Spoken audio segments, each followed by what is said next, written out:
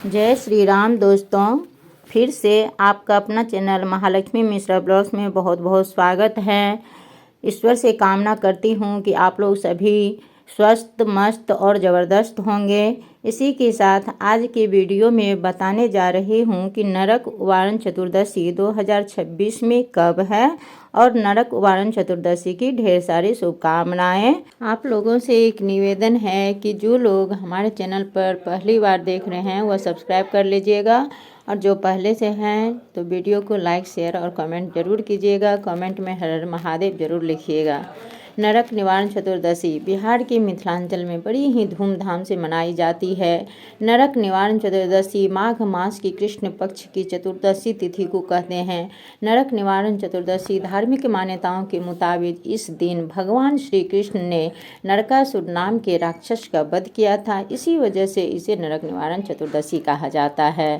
इस दिन किसी को भी जो भी व्रत करता है या जो नहीं करता है उस व्यक्ति को भी मांसाहार नहीं करना चाहिए और ना ही किसी चीज़ की जीव की हत्या करना चाहिए। ऐसे तो मिथिलांचल का बच्चे बूढ़े स्त्री पुरुष सभी इस व्रत को बहुत ही उत्साह के साथ करते हैं। शास्त्रों के मुताबिक मृत्यु के बाद अपने कर्मों के मुताबिक स्वर्ग या नरक की प्राप्ति होती है। नरक में अपने बुरे कर्मों का फल भुगतना पड़ता है। इसीलिए कहा जाता है कि इस दिन का व्रत नरक निवारण चतुर्दशी करने से विधि विधान से पूजा करने से नरक से मुक्ति मिलती है।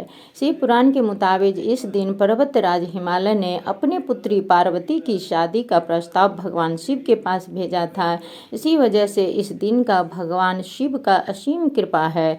इस दिन व्रत करने से पुण्य काल की प्राप्ति होती है और व्रत में शिव पूजा के दौरान बेलपत्र बेर चढ़ाने से भगवान शिव प्रसन्न होते हैं।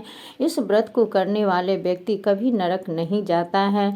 तो इस साल 2026 में नरक निवारण चतुर्दशी कब है? माघ मास की कृष्ण पक्ष की चतुर्दशी तिथि की शुरुआत 16 जनवरी रात्रि 10:02 पर और माघ मास के कृष्ण पक्ष की चतुर्दशी तिथि की समाप्ति होगी 17 जनवरी 12:04 पर। उदय तिथि को मान्य रखते हुए नरक निवारण चतुर्दशी 17 तारीख दिन शनिवार को। इसके ठीक एक महीने बाद फाल्गुन माह की कृष्ण पक्ष चतुर्दशी तिथि को शिव और पार्वती का शादी हुआ था, जिससे महाशिवरात्रि कहा जाता है।